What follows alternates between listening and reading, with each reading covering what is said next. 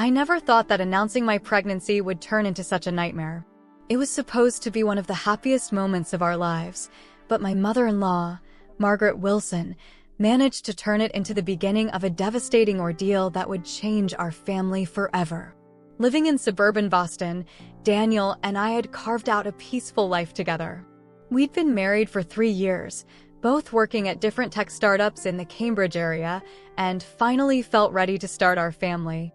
The day I found out I was pregnant, I spent hours planning the perfect way to tell Daniel.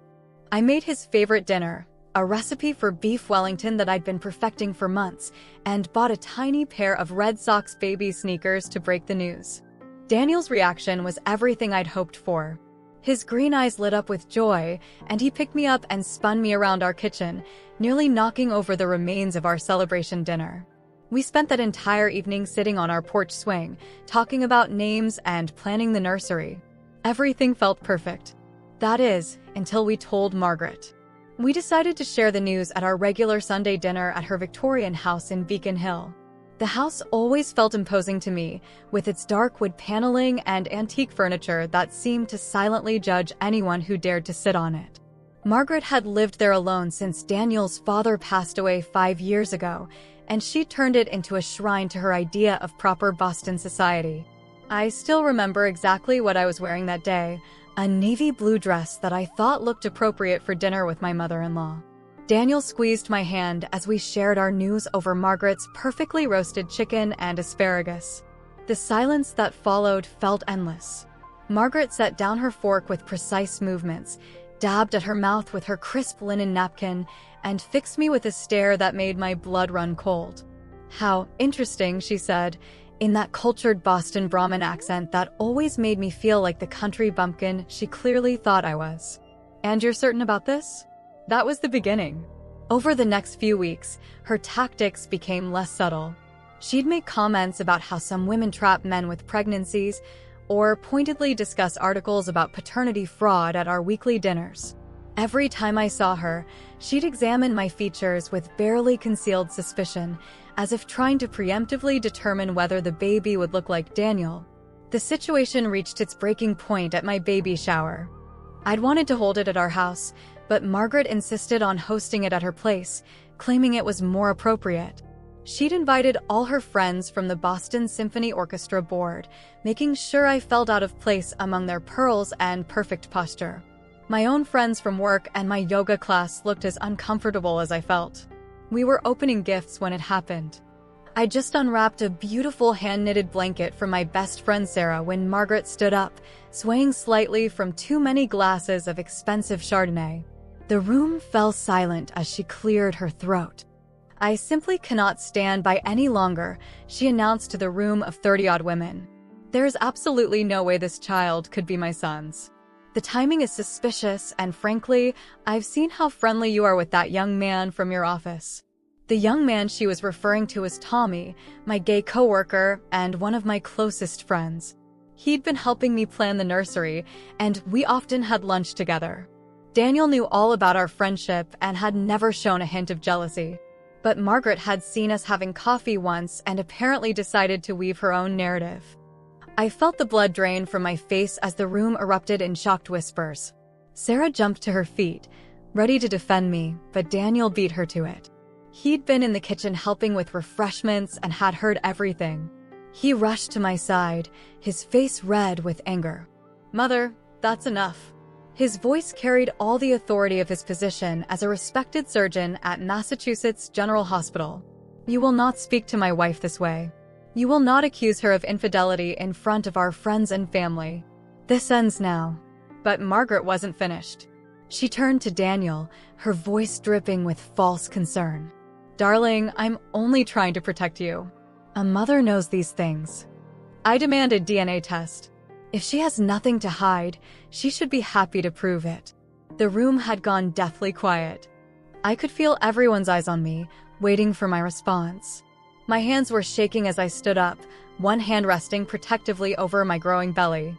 I looked around the room at all those faces, some sympathetic, some scandalized, some clearly enjoying the drama, and made a decision that would alter all our lives in ways I never could have imagined. "Fine," I said, my voice stronger than I felt. Let's do it. Let's get a DNA test. Then everyone can see what I've known all along, that this is Daniel's baby, and you're nothing but a bitter woman who can't stand to see her son happy with someone she considers beneath him. The gasps that followed my outburst gave me a grim satisfaction. Daniel wrapped his arm around my shoulders, and I could feel him trembling with barely suppressed rage. The baby shower effectively ended there, with guests making hurried excuses and gathering their belongings. As we drove home that evening, Daniel kept apologizing, saying we should cut ties with his mother, that we didn't need to prove anything to her. But I knew better. Margaret Wilson had too much influence in our social circle, and her accusations would follow us like a shadow unless we confronted them head-on. Besides, I had nothing to hide. I was certain the DNA test would put an end to her rumors and vindicate me completely. Oh, how wrong I was. The test would prove my innocence, yes, but it would also uncover a secret that would shatter our world in ways none of us could have predicted. As I lay in bed that night, listening to Daniel's troubled breathing beside me, I had no idea that Margaret's cruel accusation would lead us down a path that would expose a decades-old deception and force us all to question everything we thought we knew about family, truth, and loyalty. The DNA testing center was located in a modern medical building near Longwood Medical Area, its sterile white walls and generic artwork attempting to create a sense of calm that did nothing to ease my anxiety. I sat in the waiting room, my hand protectively covering my growing belly, while Margaret perched on the edge of her chair like a hawk watching its prey. Daniel had wanted to come with us, but he'd been called into emergency surgery that morning, a trauma case that couldn't wait. Mrs. Wilson, the receptionist, called, and both Margaret and I looked up. I saw her jaw clench at this small reminder that I now shared her last name. The receptionist, a young woman with kind eyes, must have sensed the tension because she quickly added, "The younger Mrs. Wilson?" I followed her through the door, feeling Margaret's eyes burning into my back. But of course, she wasn't about to let me go in alone. "I'm coming too," she announced, rising from her chair with the authority of someone used to getting her way. "I need to ensure everything is done properly." The technician, a middle-aged man named Steve, raised his eyebrows but didn't object when both of us entered the small examination room. He explained the process as he prepared the materials. They would take a blood sample from me and use a cheek swab for Daniel's DNA, which he'd provided earlier that morning before his surgery. "What about the baby?" Margaret interrupted. "How do you test the baby?" Steve explained that they could extract the baby's DNA from my blood sample, something called cell-free fetal DNA testing. It was completely safe for the baby. I noticed Margaret's face fall slightly. Perhaps she'd been hoping for something more invasive. As Steve tied the tourniquet around my arm, I thought about how we'd gotten here. The baby shower had been 3 days ago, and word of Margaret's accusation had spread through our social circle like wildfire. My phone had been buzzing constantly with messages from friends offering support, but also with texts from acquaintances fishing for gossip. I'd turned it off yesterday, unable to handle the constant reminders of my public humiliation. The needle slid into my vein, and I watched as my blood filled the collection tubes. Each one seemed to represent another moment of my life that Margaret had tainted with her suspicions. The first tube, the day Daniel and I announced our engagement, and she'd asked if we could wait a year, to be sure. The second tube, our wedding day, when she'd given a toast that seemed more like a warning. The third tube, every Sunday dinner since then, where she'd scrutinized my every move like an interrogator looking for signs of guilt. "How long until we get the results?" Margaret asked, her voice sharp with impatience. 7 to 10 business days, Steve replied, placing a bandage over my arm where he'd drawn blood. Margaret made a sound of disapproval. "Surely you can expedite it?" "Money is no object." I watched Steve's professional demeanor crack slightly. "Ma'am, this isn't about money. The testing process takes time to ensure accuracy. We can't rush science." The next week and a half were excruciating. Daniel threw himself into his work at the hospital, taking extra shifts in the ER. I knew he was avoiding both me and his mother, unable to deal with the tension between us. When he was home, he was distracted and quiet, his usual warmth dimmed by worry. I tried to keep busy at my own job, but focusing on software development was nearly impossible. My thoughts kept drifting to the test results and to the growing distance between Daniel and me. Even though he said he believed me, I could feel doubt creeping into our relationship like frost on a window pane. My coworker Tommy tried his best to keep my spirits up. "Girl, that woman is crazy," he'd say during our coffee breaks. "Anyone with eyes can see how much you and Daniel love each other." But even his unwavering support couldn't completely chase away my fears. One evening, about 5 days after the test, I came home to find Daniel sitting in our dark living room, a glass of whiskey in his hand. He rarely drank anything stronger than beer, and my heart sank at the sight. "I ran into my mother today," he said without preamble. "At the hospital. She was there for a board meeting." I sat down next to him, waiting for the rest. The street lights outside cast long shadows across our living room, making everything feel slightly unreal. "She told me she's been doing research," he continued, his voice tight, "about how some women can manipulate DNA tests during pregnancy. She had all these articles printed out." He laughed, but there was no humor in it. "My mother actually went to the medical library and did research on how to prove her daughter-in-law is a cheater. Do you believe her?" I asked, my voice barely a whisper. "About the test manipulation?" Daniel turned to me then, and I could see tears in his eyes. "God, no. I don't believe her. I believe in us." "But Emily," he set down his glass and took my hands in his. "She's poisoning everything. Every time I look at you, I hear her voice in my head, spreading doubt like a virus. I hate her for doing this to us." I pulled him close, feeling his tears wet against my neck. We sat there in the darkness, holding each other, both aware that something precious was being damaged, but unsure how to protect it. The next few days passed in a blur of anxiety and restless nights. I developed a habit of checking my email every few minutes, jumping every time my phone rang. Margaret, meanwhile, had taken to calling the testing center daily, demanding updates. I knew this because the administrator called me, apologetically asking if I could please speak to my mother-in-law about harassment protocols. 9 days after the test, I was in a meeting at work when my phone buzzed with an email from the testing center. My hands shook so badly I could barely read it. The results were ready and could be picked up in person. I immediately texted Daniel, who responded that he could meet me there in an hour. Of course, Margaret somehow found out, probably through one of her many connections at the medical center. She was already in the waiting room when I arrived, wearing an expensive tweed suit that screamed old money Boston. Daniel showed up a few minutes later, still in his scrubs, looking exhausted from a long surgery. The same receptionist from before called us back, this time leading us to a small conference room. A genetic counselor named Dr. Martinez sat waiting for us, a sealed envelope on the table in front of her. She began explaining about genetic markers and probability percentages, but Margaret cut her off.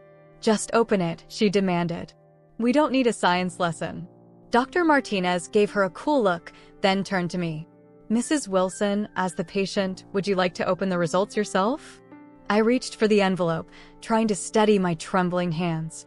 The paper inside felt impossibly heavy, as if it contained not just test results, but the weight of our family's future. I unfolded it slowly, aware of 3 pairs of eyes fixed on me. The first thing I saw was a series of numbers and scientific terms that meant nothing to me. But then, at the bottom, in bold letters, probability of paternity, 99.99%. Relief flooded through me so strongly that for a moment, I couldn't breathe. I handed the paper to Daniel, watching as he read it, a smile spreading across his face. But when he passed it to his mother, something strange happened. Margaret's face didn't show the embarrassment or shame I'd expected. Instead, she went pale, her eyes fixed on something in the middle of the page. "This is impossible," she whispered, her perfectly manicured hands clenching the paper so tightly it crumpled. "There must be some mistake." I looked at Daniel in confusion, but he was already reaching for the results, scanning them again. That's when I saw it too, a note about genetic markers that didn't match between mother and child. In proving my innocence, we'd uncovered something far more shocking. According to this test, Margaret Wilson was not Daniel's biological mother. The genetic counselor's office suddenly felt too small, too warm. Dr. Martinez was speaking, explaining something about genetic markers and maternal DNA patterns, but her words seemed to come from very far away. I watched Daniel's face as he processed the information, saw the color drain from his cheeks as he read and reread the report. "There has to be an error," he said, his surgeon's hands gripping the paper so tightly it crackled. "Run it again. This can't be right." Dr. Martinez leaned forward, her expression gentle but firm. "We can certainly run another test, Dr. Wilson, but I want to be clear. Our lab processes are extremely thorough, with multiple verification steps. The genetic markers don't lie. There's no biological relationship between you and Mrs. Margaret Wilson." Margaret sat perfectly still in her chair, her face a mask of composure that only decades of Boston society training could achieve. But I noticed her hands. They trembled slightly as she clutched her Hermes handbag, her knuckles white with tension. "I want to speak to your supervisor," Margaret said, her voice brittle as thin ice. "Clearly your lab has made a grave mistake. Do you know who I am? I'm on the board of Mass General. This kind of incompetence is unacceptable." But her protests had a hollow ring to them, and I could see in her eyes something I'd never seen before: fear. Real, unmistakable fear. She knew something she'd kept buried for 34 years. Daniel stood up abruptly, his chair scraping against the floor. "Mother," he said, and I heard his voice crack on the word. "Is there something you need to tell me?" The silence that followed was deafening. Margaret's perfect facade cracked for just a moment, and in that instant, I saw decades of carefully constructed lies beginning to crumble. But then she rallied, drawing herself up with the dignity of her social class. "Not here," she said firmly. "This is a private family matter. We'll discuss this at home."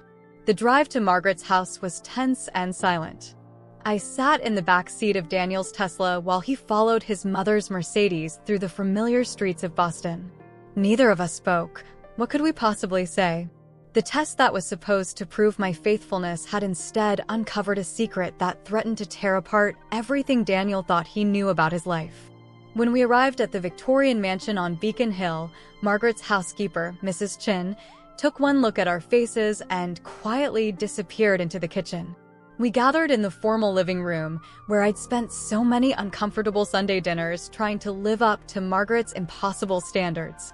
Now, watching her sink into her favorite armchair, the one she'd always said was a family heirloom, I wondered if anything in this house was what it claimed to be. "Start talking," Daniel said, remaining standing. His voice was eerily calm, but I could see the storm brewing behind his eyes.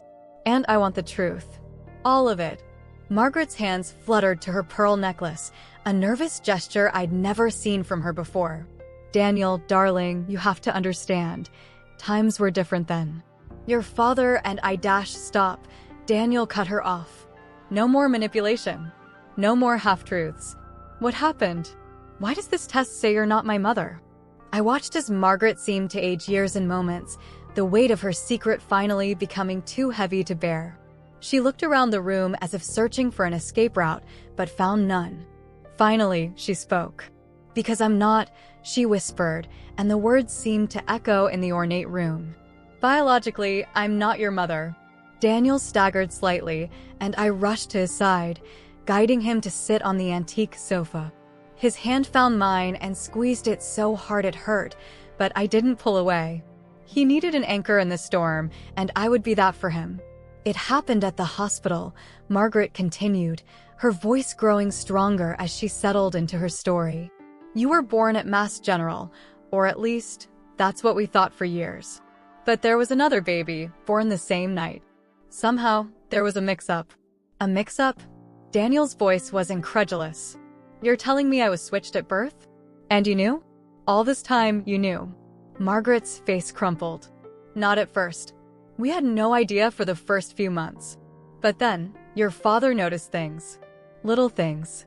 Your blood type didn't match either of ours. Your eyes, they were so different from anyone in the family. He was a doctor, he understood genetics. He started asking questions. I felt sick to my stomach, thinking about the implications. You investigated? You found out the truth. She nodded slowly. Thomas, your father, he discovered there had been another baby boy born that night. When he looked into it further, he found irregularities in the paperwork. Things that didn't add up. And you did nothing? Daniel's voice rose, filling the room. You found out I wasn't your biological child, and you just… what? Decided to keep me anyway?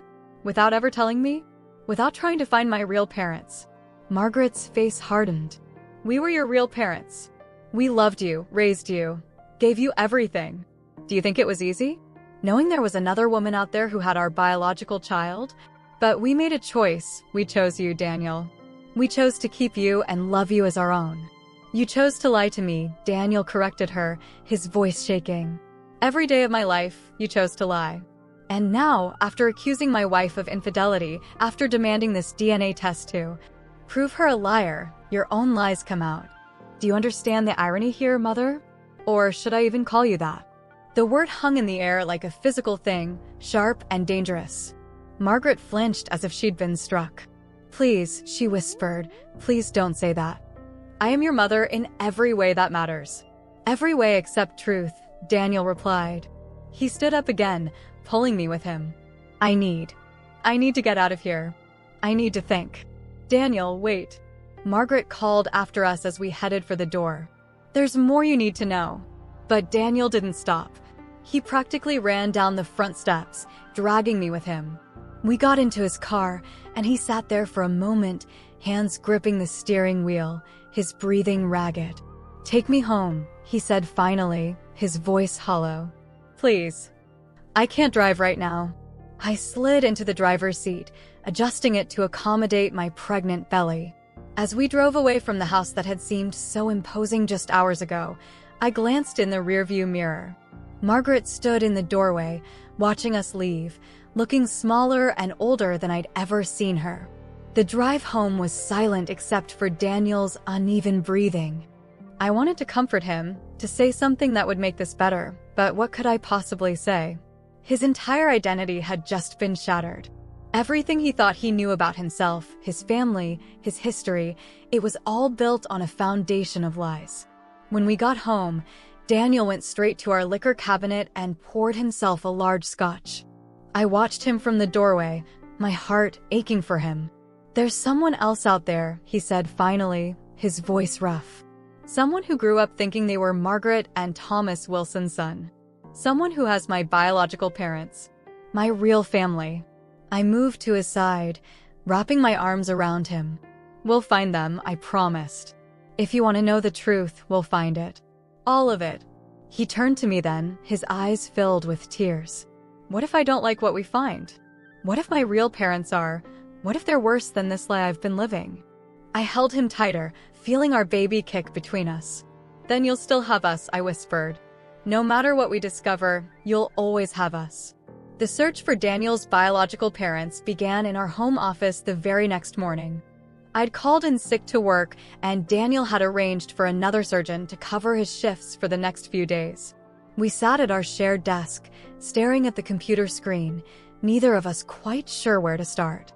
Birth records, Daniel said finally, his voice rough from a sleepless night.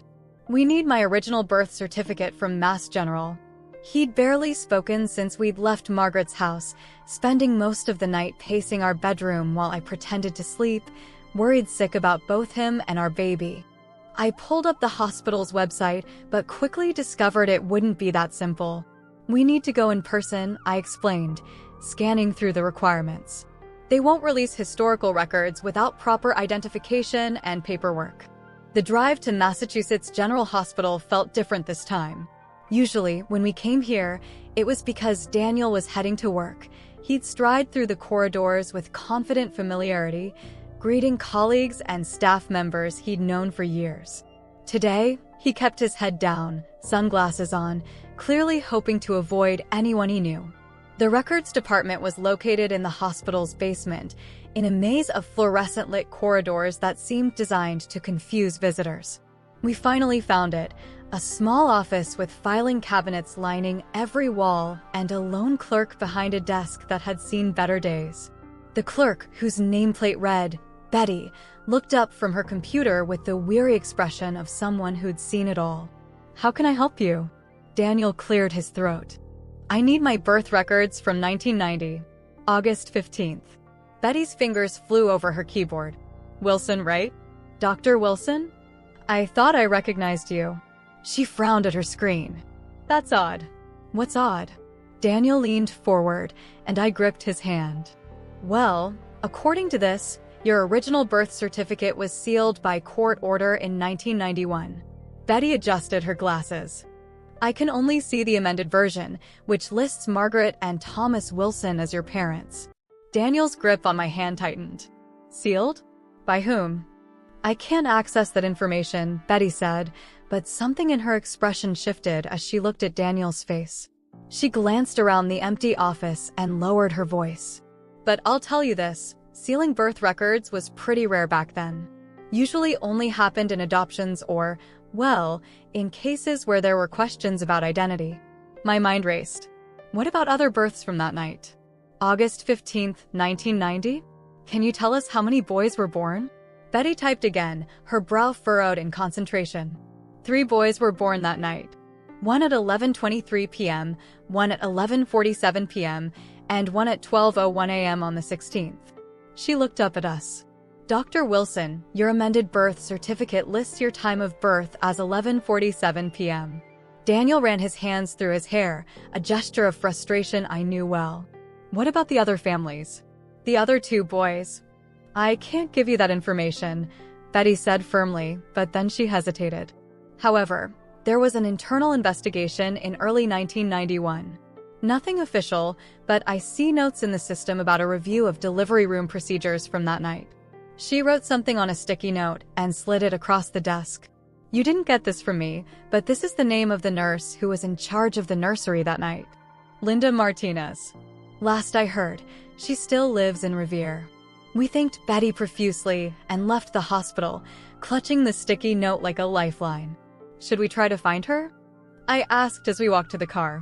"This Linda Martinez?" Daniel nodded slowly. "Yes, but first, I need to talk to Margaret again. She knows more than she told us." "She has to." The drive to Beacon Hill was tense. When we arrived, Mrs. Chen let us in without a word, leading us to Margaret's study. She sat at her antique desk, looking like she hadn't slept either, her usually perfect appearance slightly disheveled. "I knew you'd be back," she said quietly. "You want to know everything." "Start with the investigation," Daniel demanded, remaining standing. "The one at the hospital in 1991. What did you find out?" Margaret's hands trembled as she opened her desk drawer and pulled out a thick manila envelope. "Your father, he was thorough. When he suspected something was wrong, he looked into everything. Birth records, nurse schedules, delivery room logs. He found inconsistencies." She spread the documents across her desk, yellowed papers filled with medical terminology and official stamps. "There were 3 baby boys that night. The baby we brought home, was supposed to be born to the Carters. Helen and James Carter. Middle-class family from Dorchester. Our biological son went home with them." The room spun slightly, and I had to sit down. Daniel picked up one of the papers, studying it intently. "You found this out when I was just a few months old, and you did nothing? You let another family raise your biological child while you kept theirs." "It wasn't that simple." Margaret's composure cracked. "By the time we figured it out, bonds had formed. You were our son. We'd fed you, changed you, loved you. And the Carters, they'd bonded with their baby too. Thomas said it would destroy 4 lives to switch you back. So instead you covered it up." Daniel's voice was ice cold. "Used your influence to have records sealed, to bury the truth." Margaret's shoulders slumped. "Yes, Thomas handled it all. The legal proceedings, the sealed records. We had the connections, the money to make it happen quietly.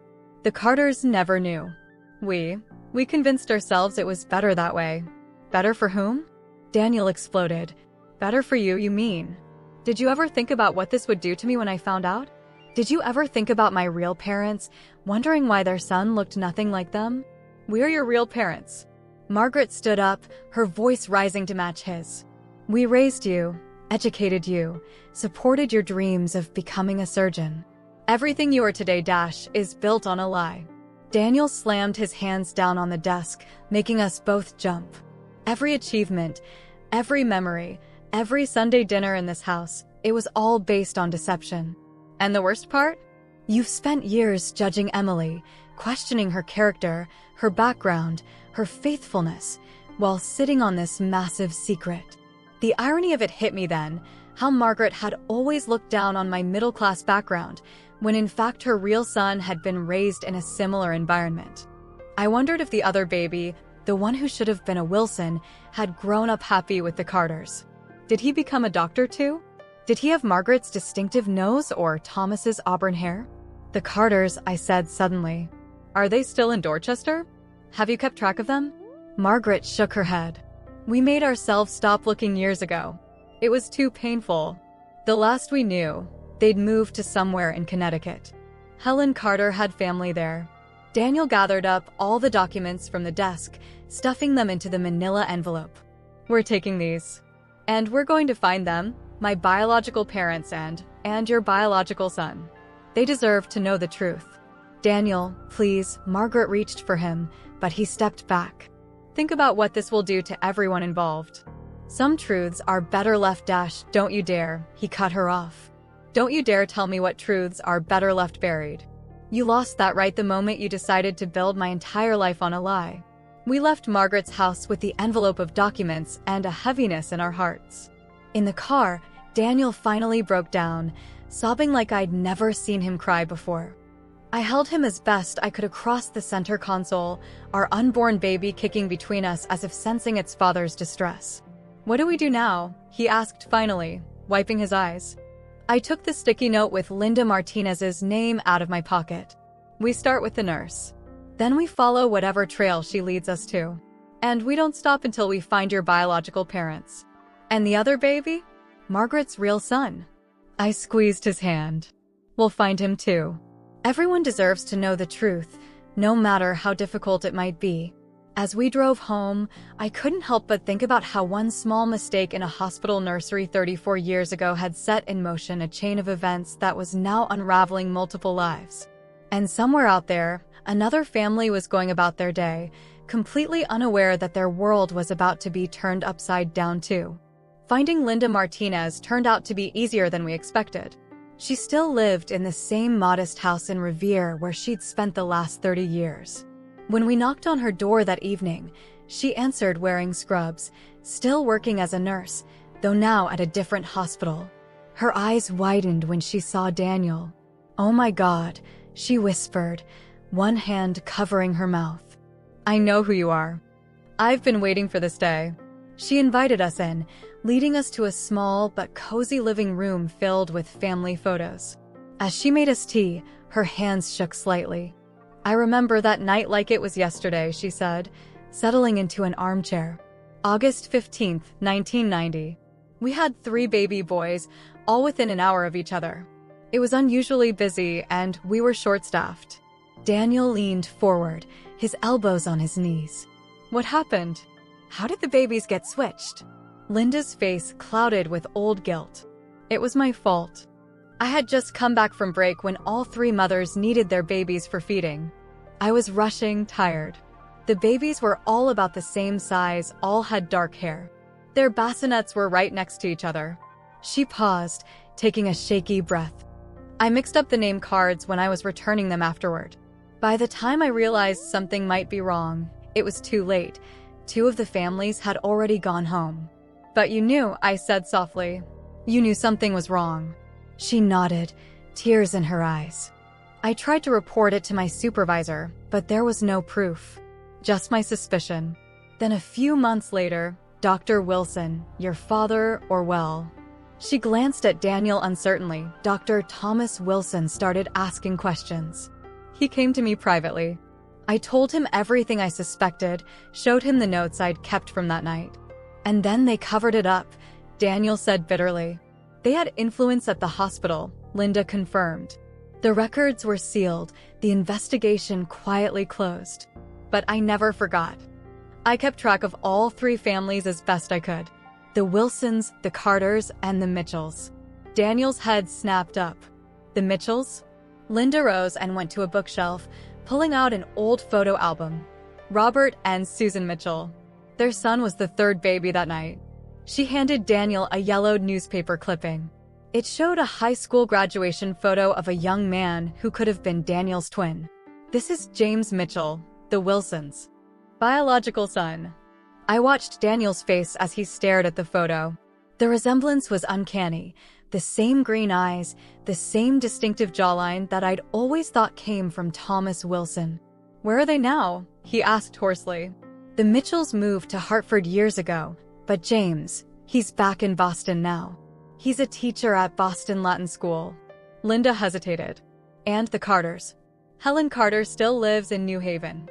James Carter passed away 5 years ago, but Helen, she never stopped wondering about that night." Daniel stood up abruptly, pacing the small room. "So let me get this straight. I'm actually Helen and James Carter's son. James Mitchell is Margaret and Thomas Wilson's biological son. And the Mitchell's real son is living in New Haven with his wife and 2 kids," Linda finished. "He's a software engineer. All 3 of you, you've lived your whole lives just hours apart from your biological parents." The weight of this information seemed to fill the room. I thought about these 3 families, all living their lives, all carrying different pieces of the same secret. How many times had they passed each other on the street, never knowing the truth? "I have to find them," Daniel said. "Helen Carter first. She's lost the most. Her husband died never knowing the truth about their son." Linda nodded, writing down an address on a notepad. "She still lives in the same house in New Haven." "And Daniel." She touched his arm gently. "I've carried this guilt for 34 years. If I could go back and change that night." "It wasn't just your mistake," he said softly. "The real wrong was in the cover-up, in all the lies that followed." We left Linda's house with Helen Carter's address and contact information for James Mitchell. The drive home was quiet, both of us processing everything we'd learned. Halfway there, Daniel pulled into a parking lot and turned off the engine. "I want to go to New Haven tomorrow," he said. "I need to meet her, my biological mother. Will you come with me?" Of course, I squeezed his hand. "But what about James Mitchell? He's right here in Boston." Daniel stared out the windshield into the gathering darkness. "One thing at a time. Helen Carter lost her husband without ever knowing the truth. She deserves to know first. And honestly, I'm not ready to meet the person who should have had my life. Not yet." The next morning, we set out early for New Haven. I'd printed out the news article about James Carter's death from 5 years ago, a respected local businessman, active in his church, beloved by his community. The man who had raised Daniel's biological brother, but died thinking he was raising his own son. Helen Carter's house was a modest Cape Cod-style home with well-tended gardens. As we walked up the path, I saw curtains move in the front window. The door opened before we could knock, and there stood a woman in her late 60s, with Daniel's eyes looking back at us. She knew. Somehow, she knew why we were there. Maybe she'd seen it in Daniel's face, or maybe a mother just knows these things. She reached out with trembling hands and touched Daniel's cheek. "I always knew," she whispered. "In my heart, I always knew something wasn't right. You look so much like my father." Daniel broke down then, and Helen pulled him into her arms. They stood there on her front porch, both crying, 34 years of separation dissolving in an instant. I hung back, wiping my own tears, one hand resting on my pregnant belly, our baby kicking as if aware of this momentous reunion. Inside, Helen showed us old photo albums telling stories about the son she'd raised, Daniel's biological brother, Michael. He lives in Hartford now with his family. He doesn't know any of this. I never told him about my suspicions. How could I? We had no proof. We have proof now, Daniel said gently, showing her the DNA test results and the documents from Margaret's files. And there's more. The woman who raised me, Margaret Wilson, her biological son is teaching in Boston. Everything got mixed up that night at the hospital. Helen's hand flew to her mouth. 3 families, all these years. She looked at Daniel with tears in her eyes. "Did you have a good life?" Did they love you? They did, Daniel answered honestly. They gave me everything I could have wanted. But they also lied to me every single day. And when they found out the truth, they chose to keep it hidden. That must have been so hard, Helen said, but there was no bitterness in her voice. Finding out everything you believed about yourself wasn't true. It was, Daniel admitted. But finding you, knowing that my biological mother is someone who held on to hope, who never stopped wondering, who would have wanted the truth if she'd known. He took her hand. It helps,